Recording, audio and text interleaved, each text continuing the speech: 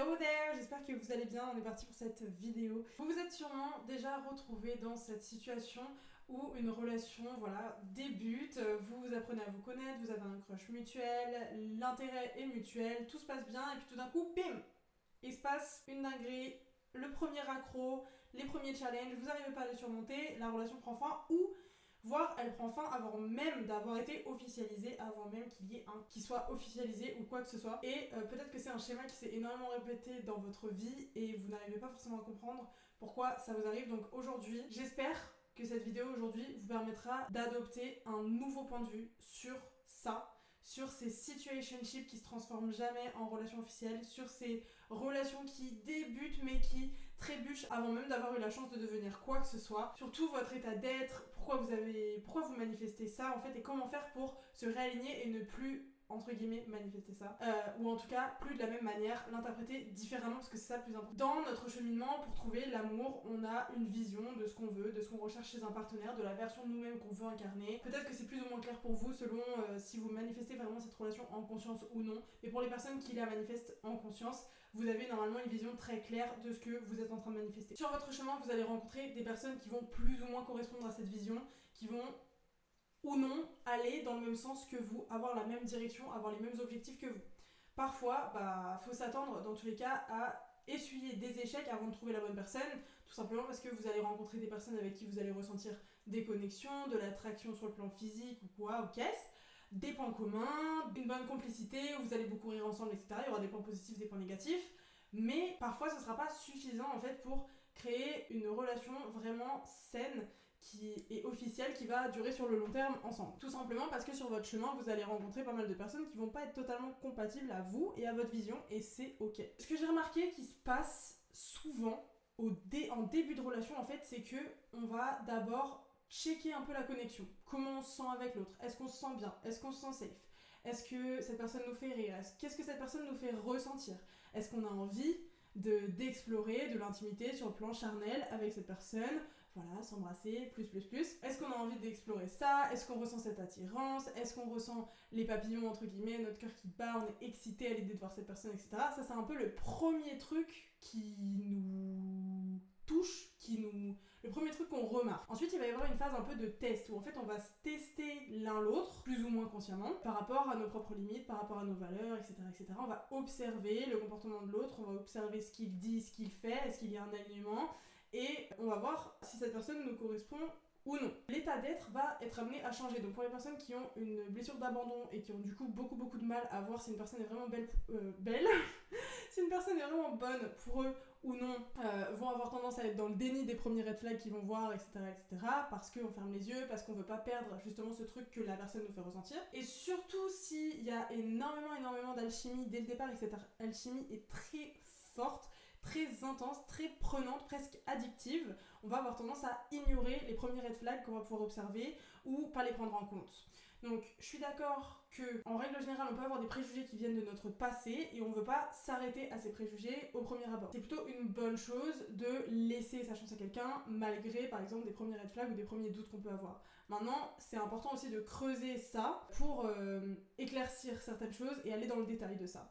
Et la plupart des gens vont pas être capables d'aller dans le détail parce qu'ils sont pas assez conscients d'eux-mêmes déjà pour commencer et parce qu'ils ont peur de l'intimité avec l'autre, ils ont peur de vivre du rejet, ils vont directement se braquer et on a quand même majoritairement, globalement, une tendance à considérer l'autre comme un ennemi ou comme un potentiel ennemi ou comme la potentielle prochaine source de notre souffrance. Et ça nous met déjà dans une position où on va pas être en mode teamwork, on va pas être en mode, pour la plupart des gens en tout cas, voilà, j'ai vécu tel trigger, je ressens telle émotion, je ne te blâme pas, juste ça, je sais que ça vient de ça, j'aurais besoin de ça, est-ce que tu serais capable de me le donner, genre. Mais même en faisant ça, pour les personnes les plus conscientes, les plus éveillées, les plus alignées dans les choix qu'elles vont faire, etc., même en faisant ça, parfois ça ne sera pas suffisant, tout simplement parce que la personne n'aura pas la capacité d'aller dans ce trigger avec vous, de l'observer, d'aimer cette part de vous inconditionnellement, de lui laisser une place sans être soi-même trigger, prendre les choses personnellement et avoir une réaction de rejet et d'autoprotection en fait au final. Donc c'est souvent ce qui se passe, c'est qu'au bout d'un moment il y en a un qui va trigger l'autre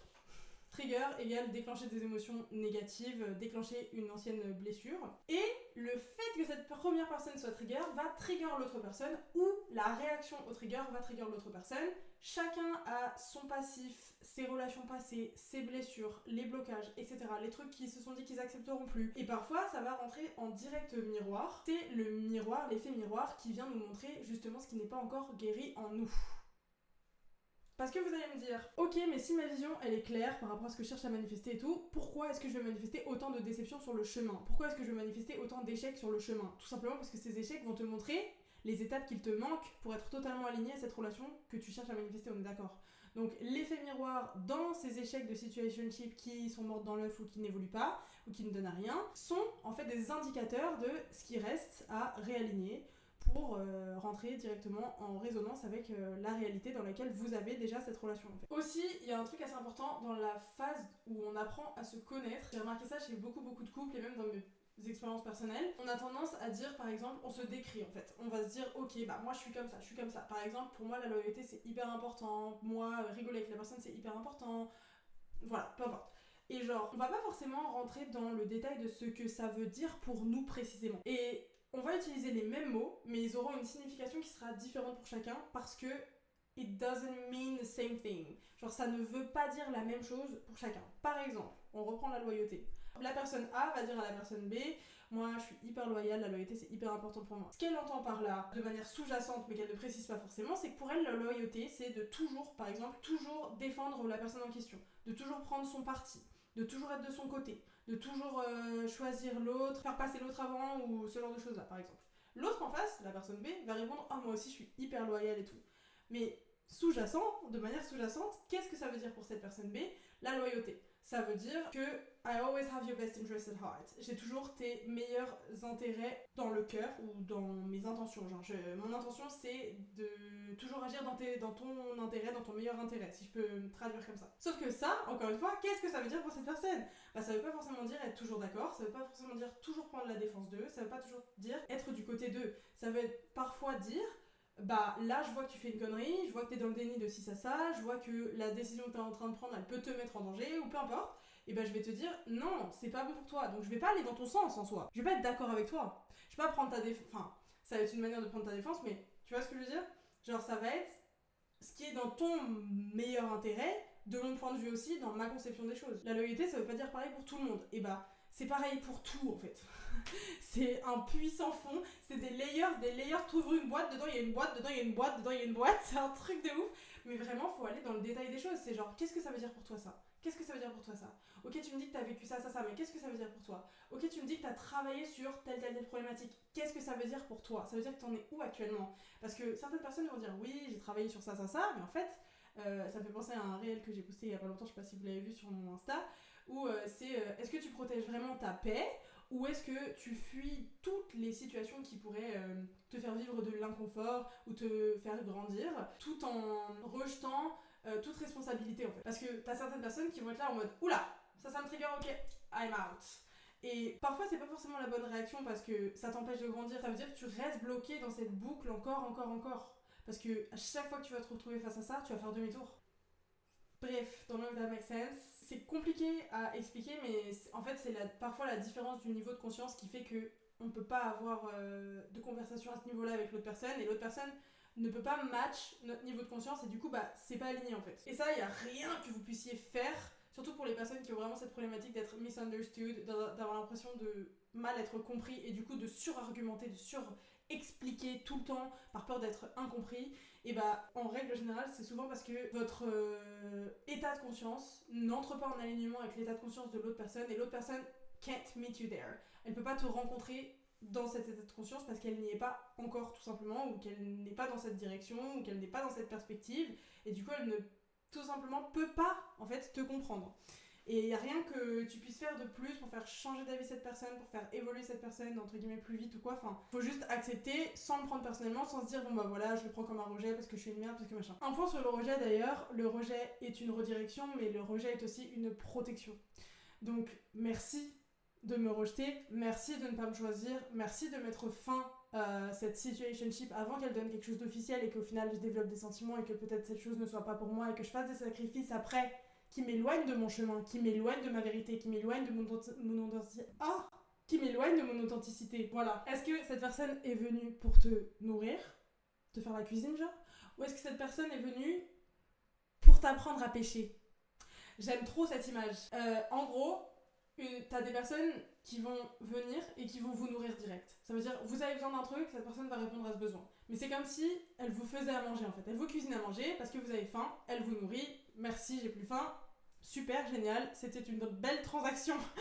Mais le truc c'est que si vous avez faim et que cette personne n'est pas là, vous ne savez pas vous faire à manger, donc vous avez besoin de cette personne pour remplir ce besoin. Par contre, si cette personne vous apprend à cuisiner et que vous apprenez à cuisiner ensemble, la prochaine fois que vous aurez faim, vous saurez vous cuisiner quelque chose pour répondre à ce besoin. Et c'est ça la différence entre une personne aussi où ça va être un schéma de dépendance ou une personne avec qui vous allez grandir ensemble. Donc même si cette personne elle vous apprend à cuisiner, ça veut pas dire que vous n'allez pas cuisiner ensemble ou vous faire à manger l'un à l'autre quand vous en aurez envie ou selon les besoins de chacun, selon les plus et les moins. On a tous des phases de down, de up et down. Et dans une relation, des fois quand t'es un peu down, tu vas moins donner à l'autre, l'autre va plus s'occuper de toi entre guillemets ou t'aider et inversement. Et c'est ça aussi le teamwork, c'est ça aussi qui est incroyable, c'est ça aussi qui fait qu'on va beaucoup plus loin et qu'on peut tellement créer plus à deux genre. Donc ça veut pas dire que il faut être hyper indépendant, genre maintenant que je sais me faire à bouffer, je demanderai plus jamais à personne. 14 minutes 14 d'enregistrement, bon je dis ça en plus, TDA. C'est dans trouver le juste milieu en fait. Le juste milieu entre être complètement bloqué mais du coup t'empêcher de créer n'importe quelle connexion avec n'importe qui parce que c'est trop bloqué, tu vois. Et être trop ouvert ou trop tolérant et au final trop t'éloigner de la vision de ce que tu veux manifester, tu vois. Donc c'est ça en fait, c'est trouver la personne avec qui tu auras cette osmose, cette symbiose, cette harmonie qui sera effortless, qui sera sans effort, qui sera facile, qui sera constante aussi. Et où tu n'auras pas besoin de beg, genre, comment je peux dire beg, supplier que l'autre t'aime, que l'autre te choisisse. Sachant que là, je suis sur un niveau d'après, mais tout ce qui est en lien avec comment la personne te traite, genre montrer son intérêt, être clair, sur son intérêt et sa direction, que cette clarté des paroles soit suivie de la clarté des actions et de la consistance des actions, ça c'est la base. Je sais qu'on est beaucoup à avoir manqué de ça, mais ça c'est genre la base. S'il n'y a pas ça, tu vas pas vers une relation de couple. Tu restes dans une situation qui est floue, avec la personne qui te souffle le chaud puis le froid, le chaud puis le froid. Oui, non, mais en fait, je suis pas sûre. La question à se poser là, c'est... Et c'est toujours la question à se poser. C'est le shift à faire, c'est est-ce que j'apprécie vraiment cette personne? Est-ce que cette personne me correspond? Plutôt que est-ce que je vais lui plaire? Est-ce que je vais être assez? Est-ce que je vais être choisie? Est-ce que je suis assez bien? On n'est pas dans ça. On est dans deux pièces de puzzle qui doivent s'embriquer l'une à l'autre parce qu'elles vont parfaitement ensemble. Si vous avez un rond et que l'autre il a un carré, ça sert à rien en fait de forcer, tu vois. Parce qu'au final, tu vas juste essayer de couper des bouts de toi-même pour correspondre, tu vois. Alors que si tu retournes la question en disant ok, est-ce que vraiment je kiffe cette personne ou est-ce que je suis accro à ce que cette personne me fait ressentir? Est-ce que cette personne réaffirme une ancienne version blessée de moi ou est-ce qu'elle m'aide à construire une nouvelle version guérie de moi? Est-ce que cette personne accepte toutes les parts de moi ou est-ce qu'elle n'est pas prête à accueillir tout ce que je suis? Et de te dire que si cette personne ne te choisit pas ou si cette personne n'est pas sûre, c'est déjà une réponse parce que tu veux quelqu'un qui est sûr de toi, non? Tu veux quelqu'un qui va te voir et qui va se dire c'est elle. Enfin, qui va apprendre à te connaître, qui va aller dans le détail, qui va aller en profondeur avec toi, qui va découvrir tous les aspects de toi et qui va se dire c'est elle ou c'est lui. C'est cette personne, peu importe le genre. Et personne d'autre. C'est cette personne que j'ai choisie, je suis sûre. Genre, c'est ça ou rien en fait, allô? Genre vraiment, genre est-ce que tu veux vraiment quelqu'un qui te dit ouais, je suis pas sûre? Franchement bof. Mais on est où genre? Des fois t'es en rétrospective de ce que t'as pu accepter dans ta vie et tu te dis mais pardon genre. Bref, la part de vous qui ressort du fait qu'il y ait cette répétition de schéma encore, c'est-à-dire la part blessée de vous que ça fait ressortir, ça te montre aussi ce que tu dois accepter et réintégrer en toi-même et considérer comme méritant de l'amour. Le truc qui fait que la situationship n'évolue pas à l'étape suivante, par exemple, cette personne est trigger parce que vous avez une blessure d'abandon et que cette personne est par exemple hyper indépendante parce que évidemment les opposés s'attirent sinon c'est pas marrant, vu qu'on se renvoie en miroir nos plus grosses blessures et comme je vous disais au début de vidéo, la blessure en l'occurrence qui va potentiellement vous bloquer pour aller vers cette vision de ce que vous voulez manifester dans une relation. Donc ça vous montre la part qu'il reste à aimer, à accepter, à conscientiser peut-être, selon là où vous en êtes vis-à-vis de cette blessure-là. Ça peut être conscientiser aussi vos schémas réactionnels. Par exemple, une blessure d'abandon peut amener à trop chase l'autre, envoyer trop de messages ou être trop impliqué, ou alors prendre les choses très vite mal, on va dire, parce que direct on va se sentir abandonné, on va pas se sentir priorisé, etc. Dans un extrême de dépendance affective, c'est toxique. Et c'est sur ces réactions et ces schémas réactionnels-là qu'il faut travailler. J'en parle plus sur Patreon, de toute façon vous avez toutes mes formations, etc. Tout ce que je propose est dans la description, donc n'hésitez pas à regarder ça. Je rentre un peu plus dans le détail de ça, mais évidemment il y a énormément de choses à travailler, beaucoup de shadow work à faire.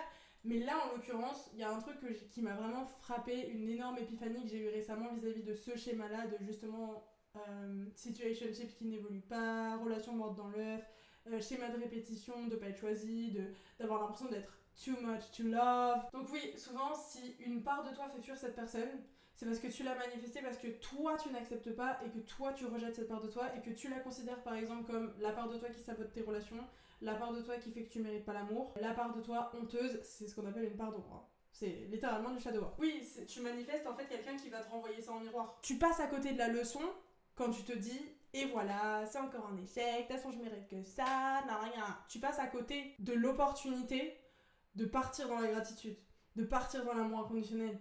Parce qu'au final, c'est genre, ok, je te corresponds pas, ou alors là où t'en es dans ta guérison, c'est pas là où j'en suis, ou peu importe, c'est pas compatible pour X ou Y raison, ce n'est pas grave. Ou alors tu n'as pas envie d'être avec moi, ou tu t'es rendu compte que je ne te plaisais pas, peu importe, ce n'est pas grave. Je ne le prends pas personnellement. Par contre, merci pour la leçon parce que je vais en déceler quelque chose. Je vais en récupérer quelque chose qui a une valeur. C'est-à-dire que cet effet miroir te montre ce qu'il reste à aimer, à réintégrer en toi et à réaligner pour aller vers cette manifestation au final. Donc merci à cette personne de ne pas me faire perdre plus de temps. Merci de me montrer ce qui me reste à réaligner pour aller vers mon objectif, parce que s'il y a un truc qu'il faut pas faire, c'est perdre ton objectif de vue ou te perdre toi. C'est les deux pires trucs, genre, pour un attachement. Parce que l'attachement, il dit toujours « Oh, c'est lui que je veux ou elle que je veux, c'est lui ou rien.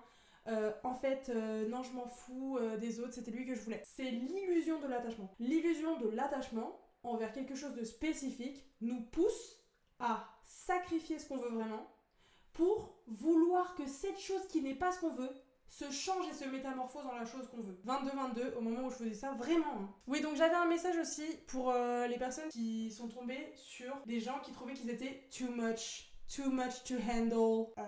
Pardon. J'ai vraiment vécu un shift où j'ai eu genre un message de mes guides là il y a quelques jours par rapport à ça. J'étais en mode you're not too much. You're so much. You are so much. Tu n'es pas trop, tu es tellement. Tellement. Tu es tellement, imagine l'abondance de ce que tu es. Imagine l'abondance de toutes les facettes de ta personnalité. Comment tu veux t'ennuyer quand il y a encore tant à découvrir? Il suffit de trouver la bonne personne qui va être dans la curiosité et qui va aimer et apprécier et chérir chaque aspect découvert au fil du temps, genre. J'étais là genre... I'm not too much, I'm just too expensive for you. En mode, je suis pas trop, je suis juste trop chère. You can't afford it. Genre, tu peux pas te le payer, tu peux pas te le permettre. If I'm too much, go find less. C'est un peu cette idée-là, quoi. Peut-être que tu seras trop pour certaines personnes, mais tu seras un trésor sans fin pour une autre personne, tu vois. Et tout est une question d'interprétation. Donc, c'est juste que c'est pas la bonne personne qui regarde, tu vois. Quelqu'un qui n'a pas la capacité d'être sensible à ce dont toi tu es sensible, peu importe ce que ça soit, bah il va pas pouvoir te rencontrer là où toi t'es en fait. There is so many aspects of you to discover in love, and it requires a strong man or woman to see that and enjoy that. C'est le message que j'avais reçu. You are so much. You're so much to love.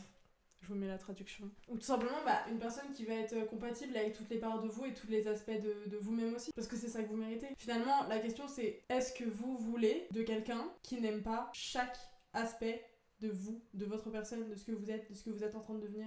Est-ce que vous désirez ça? Et à partir du moment où il y a un gap entre ce que vous manifestez et ce que vous désirez, et surtout ce à quoi vous vous attachez, c'est l'attachement qu'il faut remettre en question. Conclusion. Ayant vécu moi-même beaucoup d'échecs relationnels, comme je pense que c'est le cas de tout le monde, parce que bah, t'es obligé d'aller d'échec en échec et de lâcher prise et détachement et lâcher prise et attirer. C'est le processus en fait jusqu'à ce que tu trouves chaussure à ton pied, t'en essayes plusieurs, tu vois.